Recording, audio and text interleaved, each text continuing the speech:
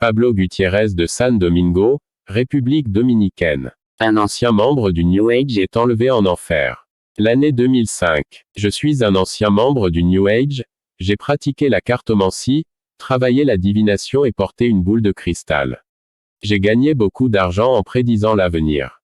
J'ai effectué des rituels pour les mariages, la prospérité, la chance dans les rencontres, la destruction des relations et la vie sentimentale. J'ai fait un rituel pour qu'une fille aime un garçon. Je pouvais avoir n'importe quelle femme que je voulais, par le rituel que je faisais en moi-même. Je préparais des rituels et parcourais mon corps. Les femmes me voyaient comme une star de cinéma. Je serais invisible, passerais une partie de mon corps et personne ne pourrait me voir. Une force puissante couvrait mon corps sans laisser les gens me voir. Beaucoup de faux bergers se sont liés d'amitié avec moi à cause des herbes de la prospérité. J'ai extrait l'huile d'une plante, j'ai fait un rituel et je l'ai vendu aux gens. De nombreux pasteurs ont acheté et oint des gens et ont prophétisé la prospérité avec cette huile. Les gens ont obtenu de bons emplois avec des salaires élevés, ils sont entrés dans de grandes entreprises. Satan trompe aussi et ouvre les portes des emplois pour accréditer ses pasteurs. Satan donne également une autorité prophétique à ses serviteurs. J'ai gagné une clientèle de pasteurs qui achetaient de l'huile de prospérité. Ils n'ont jamais prêché contre les mauvaises actions de mes mains. Un jour, Satan possédait une femme et me dit, « En ce moment, les plus grands sorciers libèrent des démons pour entrer dans les entrailles maternelles.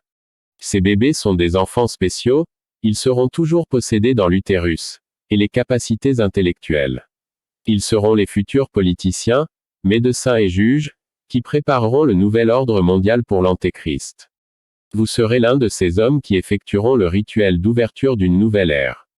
J'ai besoin de vous pour faire votre niveau de sorcier grandit jusqu'à ce que vous deveniez l'un des grands. » J'ai été émerveillé par cette révélation. J'étais à la maison en train de me préparer à visiter l'église d'un client. Je suis allé visiter l'église de l'apôtre. Il a travaillé avec son don de guérison. Une file de personnes demandait la prière dans l'église. Ce pasteur faisait la prière avec l'imposition des mains. Il a pris la maladie d'une personne et l'a transférée dans le corps d'une autre. Les personnes atteintes de cancer et d'autres maladies ont été guéries, il a offert de grandes quantités d'offres. Plus tard, ce pasteur a transféré les maladies aux personnes qui n'ont pas fait d'offres. Il a dit que la malédiction affecterait tous ceux qui ne béniraient pas le travail. Les personnes infectées par les maladies sont mortes. Les gens de son église avaient très peur des malédictions et ont apporté leurs offrandes, investissant dans l'œuvre de Satan. Alors que les églises sérieuses ferment leurs portes parce qu'elles n'ont pas l'argent pour continuer le travail. Lorsque j'étais adepte du New Age, j'avais une amitié avec cet apôtre qui me racontait tout ce qui se passait dans son ministère. Je suis allé à l'église épiscopale pour lui rendre visite. Cet homme avait une grande autorité sur les démons, il faisait tomber tous les démoniaques à terre. Il avait un grand domaine avec 10 voitures dans le garage, tout avec l'argent de l'église. Il m'a dit d'ouvrir un ministère pour sortir de l'humble situation dans laquelle je me trouvais. Je gagne beaucoup d'argent en tant que pratiquant du New Age, mais pour l'évêque, j'étais quand même pauvre, pour ne pas être un homme d'affaires du monde religieux. Cet évêque prophétisa un jour qu'un homme aurait la prospérité. Quelques mois plus tard, cet homme a réussi à entrer dans une grande entreprise et à acheter une voiture, un appartement et tout ce qu'il voulait. Je lui ai demandé si ses paroles avaient du pouvoir. Il m'a répondu, « Oui, mes paroles sont prophétiques. Tout ce que je dis doit s'accomplir, c'est dans le contrat quand j'ai fait ce pacte avec le diable pour la vente de mon âme. » Je lui ai dit, « Savez-vous que votre âme va en enfer ?» Il a dit, « Je suis conscient de cela, même si je ne crois pas que cet endroit existe, je le considère comme une mythologie hébraïque, tout comme je ne crois pas au paradis céleste. Notre paradis et notre enfer sont construits sur terre. L'argent est le Dieu qui détermine s'il vivra au paradis ou en enfer. Vous pouvez faire votre paradis sur la terre et avec toutes sortes de biens matériels. Je suis conscient de l'alliance que j'ai faite, je ne peux pas revenir en arrière. » Un jour, des gens ont contesté son autorité, il a prophétisé que ces gens mourraient. Quelques jours plus tard, l'une de ces personnes se suicida, l'autre fut assassinée et une femme qui avait défié l'évêque mourut d'une maladie. L'évêque m'a dit, « J'ai le pouvoir de bénir et aussi de maudire. » Tous ces pasteurs à qui j'ai parlé sont des adeptes du New Age avec moi. Le but du New Age est d'unir toutes les religions pour recevoir l'Antéchrist. Les pasteurs impliqués dans le New Age ne peuvent pas prêcher contre les sectes, ils doivent les rejoindre pour former une nouvelle religion. Les concepts et philosophies bouddhistes sont intégrés dans l'Évangile. Les concepts spirites et les mouvements hindous entrent dans l'Église. Le taoïsme, le confucianisme, le satanisme et le spiritisme et d'autres se mêlent aux enseignements chrétiens. Il y a une fusion de ces enseignements pour former une théologie unique. Lorsque vous créez un enseignement qui se mêle à tous les concepts religieux, vous créez une seule religion et un seul Dieu, l'Antéchrist. Il mélange le pur avec le profane, mélangeant des enseignements diversifiés en un seul. À la suite de ce mélange naissent plusieurs courants évangéliques. Regardez les mouvements qui ont émergé, les néo-pentecôtistes, les mouvements de libération et les unicistes. Les autels des églises sont profanés avec des objets miraculeux et les ministres profanent les chairs avec leur vie pécheresse. L'église chrétienne d'aujourd'hui a cessé de prêcher contre le péché, c'est le plan du New Age, pour rapprocher les catholiques et les chrétiens. C'est le projet œcuménique de l'Antéchrist d'unir les religions et les peuples. En tant que participant du New Age, je ne croyais plus aux églises. Un évangéliste a commencé à me parler de salut et de l'amour de Jésus. Ces mots pour moi sortaient de la sphère chrétienne des sermons que j'entendais dans d'autres églises. Il m'a approché dans la rue et m'a dit que Dieu m'utiliserait sur terre. À ce moment, j'ai regardé cet homme avec beaucoup de colère et de haine. Je ne sais pas ce qui s'est passé, j'ai sauté sur lui et je lui ai donné un coup de poing au visage. Cet homme baissa la tête et partit. Je n'ai jamais perdu le contrôle de soi de cette manière avec les évangéliques, c'était la première fois que je le faisais. Le diable m'a utilisé à ce moment-là pour agresser cet homme parce qu'il était le premier vrai chrétien à m'approcher. Le diable n'accepte pas que des personnes plongées dans les ténèbres s'approchent des chrétiens. Les autres faux chrétiens, quand je me suis approché, ont aimé la coexistence mutuelle avec moi. Satan s'en fichait quand je parlais à ces chrétiens, et cet évangéliste, aussi simple qu'il était, m'a beaucoup dérangé. L'obscurité correspond à l'obscurité, mais elle ne correspondra jamais à la lumière. Je suis rentré chez moi et j'ai monté les escaliers, j'ai eu des vertiges et je suis tombé. Ma mère a appelé une aide médicale. J'avais des fractures à la jambe, au bras et à la tête. Cet évangéliste que j'ai défié a réussi à me rencontrer dans cet hôpital.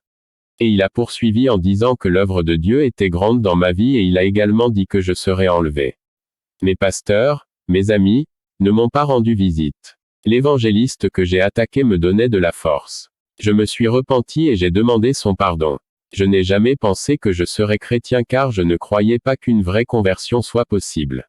Ce jour-là, j'ai donné ma vie à Jésus. Je pensais que je serais guéri en devenant chrétien.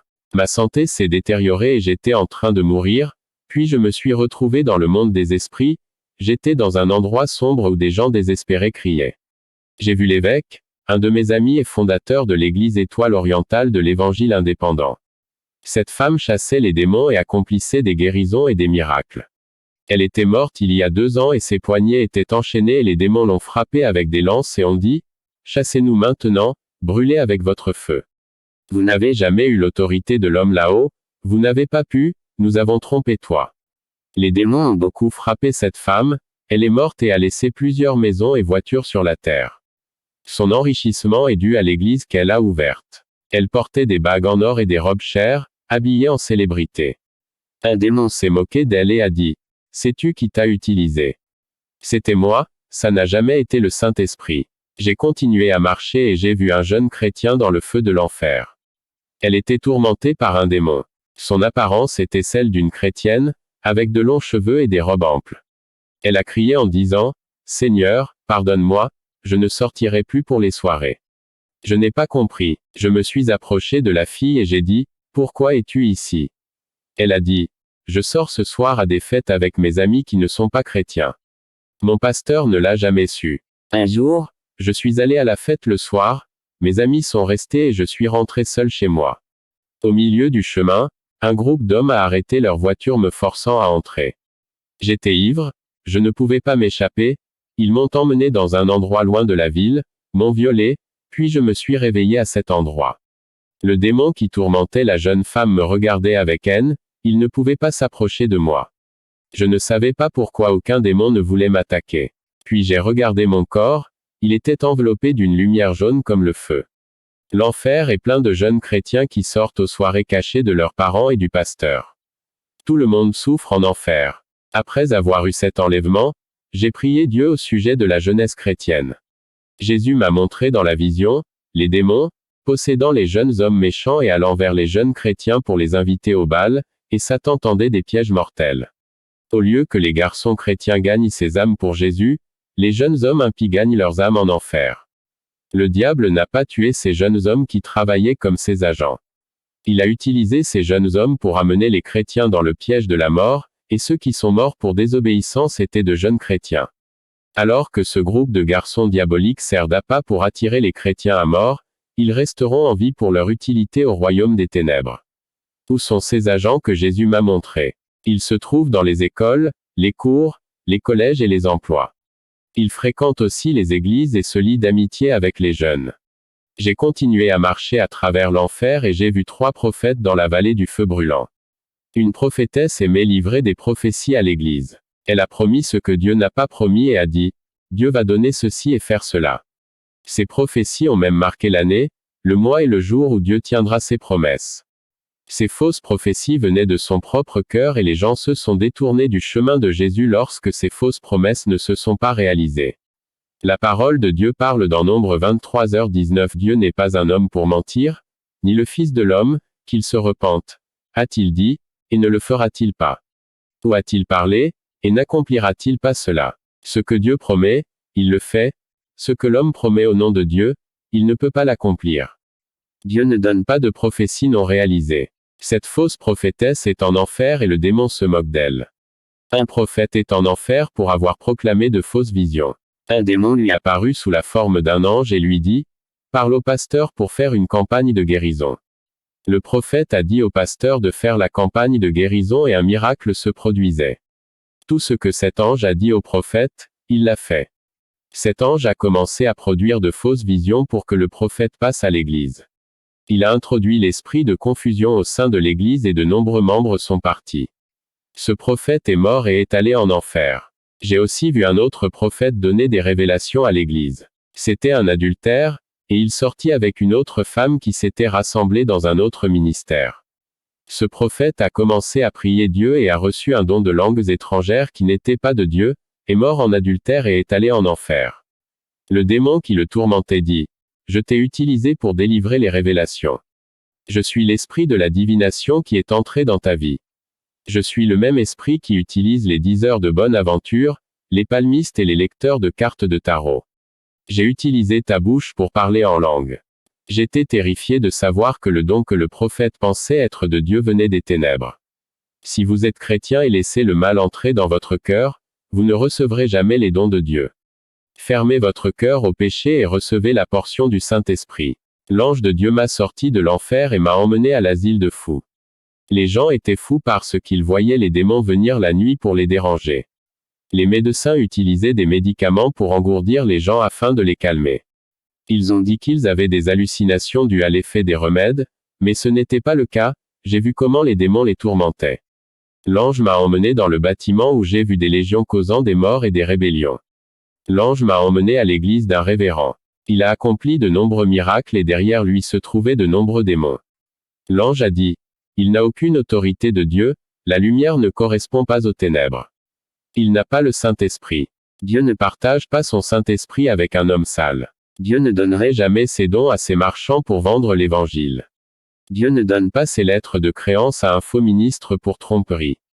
Le Saint-Esprit ne fera jamais alliance avec la tromperie. » Une jeune fille chrétienne était à l'intérieur de cette église, une lumière brillait sur son front et c'était écrit par Dieu. Le révérend s'est approché d'elle en plaçant sa main sur sa tête et la lumière sur son front lui a brûlé la main. Il s'est éloigné de la jeune fille et a continué à prêcher. De la bouche du révérend sortait une fumée noire comme un brouillard noir qui circulait dans l'air. Ceux qui n'avaient pas la marque du Saint-Esprit, le brouillard est entré en eux. Les personnes contaminées par le brouillard étaient possédées par des démons. Ceux qui avaient le sceau du Saint-Esprit n'ont pas été frappés par les démons. L'ange m'a conduit à la porte du ciel et de nombreux chrétiens n'y sont pas entrés. Quand une femme missionnaire est venue devant l'ange n'a pas laissé la femme entrer dans les demeures célestes. Cette femme a dit, « Je suis choisie, je suis sauvée. Mais l'ange ne la laissa pas entrer. L'ange dit, tu as été appelé à être missionnaire et tu as rejeté ton appel. Tu as nié avoir fait l'œuvre que Jésus t'avait confiée. L'ange a demandé, savez-vous combien de personnes sont mortes parce que vous avez rejeté l'appel à accomplir la mission? L'ange a dit, 548 personnes sont allées en enfer à cause de toi. Si tu avais choisi de faire la mission, le Saint-Esprit t'emmènerait à cet endroit et toutes ces âmes seraient sauvées. Le Seigneur Jésus chargera le sang de chaque âme pour ceux qui nient la mission. Il n'y a pas de salut, parce que tu savais que tu avais l'appel missionnaire et que tu as préféré t'en détourner. Le Seigneur Jésus vous a tourné le dos. Vous avez préféré quitter la mission pour vivre pour votre famille. Tu étais heureux avec ta famille là-bas alors que Jésus était triste pour toi. La parole dit dans Matthieu 10h37, « Celui qui aime son père ou sa mère plus que moi n'est pas digne de moi, et celui qui aime son fils ou sa fille plus que moi n'est pas digne de moi. » Tu as choisi ta famille au lieu de Jésus, tu as préféré vivre pour ta famille, mais tu n'as pas voulu vivre pour Jésus. Tu as préféré vivre ta vie charnelle au lieu de faire le travail. Maintenant tu es condamné à l'enfer. L'ange lui a attaché les jambes et les bras et a jeté cette femme en enfer. C'est la punition pour tous les missionnaires qui ont abandonné la mission de Dieu et ont voulu vivre dans leur plaisir. L'ange auxiliaire a lié les mains et les pieds de ceux qui n'avaient pas leur nom écrit dans le livre de vie et les ont jetés dans les ténèbres. Un pasteur était en ligne et l'ange a cherché son nom et ne l'a pas trouvé. Le pasteur est tombé dans le désespoir et a dit, « Il y a une erreur, je suis un enfant de Dieu, né de nouveau, je fais des miracles si je n'étais pas un serviteur de Dieu, il ne m'aurait pas donné de cadeau. » L'ange a montré toute sa vie en vision. Ce pasteur était un homme dédié à l'œuvre de Dieu, faisait tout en direction du Saint-Esprit, une colombe blanche se posa sur lui. Il pria et demanda le don de guérison et de prophétie et les reçut. Il a commencé à s'exalter par la croissance de son ministère. L'orgueil est entré dans son cœur et a commencé à utiliser les dons de guérison et de prophétie en échange d'offrandes. Dans la vision, la colombe blanche s'est éloignée de lui et lui a retiré le don de guérison et de prophétie. Le pasteur a passé un mois sans les dons de guérison et de prophétie. Ses prières arrogantes exigeaient que Dieu lui accorde ces dons. Il ne voulait pas se repentir et a continué ses prières égoïstes. Un mauvais esprit saisit son cœur et apporta le don de guérison et de prophétie. Il a continué à utiliser les cadeaux et à demander de grosses sommes d'argent. Dans sa pensée, il s'était réconcilié et avait récupéré les cadeaux. Le pasteur indigné a dit, « J'ai été utilisé par un démon pour accomplir des miracles. » L'ange a dit, « Dieu a enlevé le Saint-Esprit et ses dons de votre vie, tout comme il l'a fait de Saül. Samson, quand il a péché, s'est fait retirer les dons. Quand il s'est repenti, Dieu a rendu son onction. Vous ne vous êtes pas repenti de tes péchés, tu ne t'es pas humilié, tu es mort dans tes péchés. » Le berger a supplié à genoux, l'ange a attaché ses pieds et ses bras et a jeté dans les ténèbres extérieures. Je ne suis pas entré dans le royaume des cieux, je suis allé aux portes célestes. L'ange m'a montré une église d'aveugles sur la terre. Le berger aveugle conduisit le troupeau par le chemin de gauche. Je leur ai crié, le chemin est mauvais, allons à droite. Et en fait c'est arrivé, les gens marchaient tous dans un évangile hybride, j'ai essayé de les avertir du danger. Le pasteur m'a appelé un rebelle et tous ceux qui incitaient à se rebeller contre sa direction. Je suis revenu sur terre et ma santé s'est rétablie. Quand j'étais en enfer, les démons ne m'ont pas touché parce que l'évangéliste a oint mon corps avant mon expérience. J'aimais le monde, maintenant j'aime la voix de Dieu. J'ai arrêté d'aller dans les bars et j'ai commencé à aller à l'église. J'ai brûlé des affiches d'un chanteur et des photos de mon club de football et j'ai arrêté d'être un supporter. J'ai cassé les DVD des films de mon acteur préféré et détruit toutes les chansons de mon idole. J'ai jeté des magazines pornographiques et j'ai commencé à lire la Bible et les évangiles. Ma femme a jeté les vêtements sexy et acheté des vêtements décents. Ma femme ne pouvait pas se débarrasser du maquillage et de la peinture capillaire. Je lui ai dit de s'en débarrasser parce que notre maison serait celle de Christ. Elle a quitté la maison et n'est jamais rentrée. J'ai continué à faire l'œuvre de Dieu. Un an plus tard, elle est rentrée chez elle. Je lui ai dit, de même que Dieu a reçu Israël après qu'elle ait commis la fornication avec des idoles, je te reçois aussi. Dieu déteste le divorce, moi aussi, j'oublierai ton passé, tu es pardonné. Vivons ensemble. Elle a pleuré et s'est réconciliée avec Dieu et aujourd'hui c'est ma femme, compagne qui va où je vais. Partout où je voyage, elle est avec moi pour aider mon travail dans l'Évangile. J'ai été un chrétien apologétique, je vois le New Age imposer ses philosophies dans les chants gospel, préparer le gouvernement au règne de l'Antéchrist. Le New Age utilise sa doctrine de substitution, échangeant la vraie vie spirituelle du Saint-Esprit contre les faux mensonges des démons. Les pasteurs d'église se voient offrir des salaires de millionnaires par les agents de Satan pour mener le troupeau à leur programme. La passion de diriger l'église n'est pas par amour pour Dieu ou pour les âmes, mais par amour de l'argent et des richesses. Faites attention à ce que tout ce qui offre un avantage ne soit pas le meilleur pour votre vie spirituelle. Il vaut mieux vivre dans la difficulté à servir Dieu que d'être pasteur avec un salaire astronomique et d'aller en enfer. Satan a une proposition d'œuvre évangélique qui vient perturber sa vie spirituelle et sort Jésus du centre de sa vie en y plaçant de l'argent. J'ai reçu des propositions pour diriger l'église et gagner des salaires qui changeraient ma vie en une journée. Je ne veux pas nourrir des moutons tout en recevant des millions de Satan, ni facturer mes services rendus à Dieu. Nous devons porter du fruit à Jésus, de peur d'être retranchés de son royaume. Ces millionnaires du royaume produisent des fruits pourris et contaminés par les vers de ce monde. Ces fruits sont vénéneux, ils tuent l'esprit de ceux qui s'en nourrissent et les conduisent en enfer. Ces mauvais fruits rendent l'âme malade et satisfont la faim de la chair et non de l'esprit. Les fruits des croyants sont bons pour l'âme et bons pour Dieu. Ce sont les fruits de la vie éternelle qui satisfait spirituellement les gens. C'est par les fruits de l'esprit que des millions d'âmes sont nourries. À travers nos vies, nous gagnons des âmes affamées, leur offrant de se nourrir de la nourriture du ciel. Que la paix de Jésus reste avec les frères. Amen.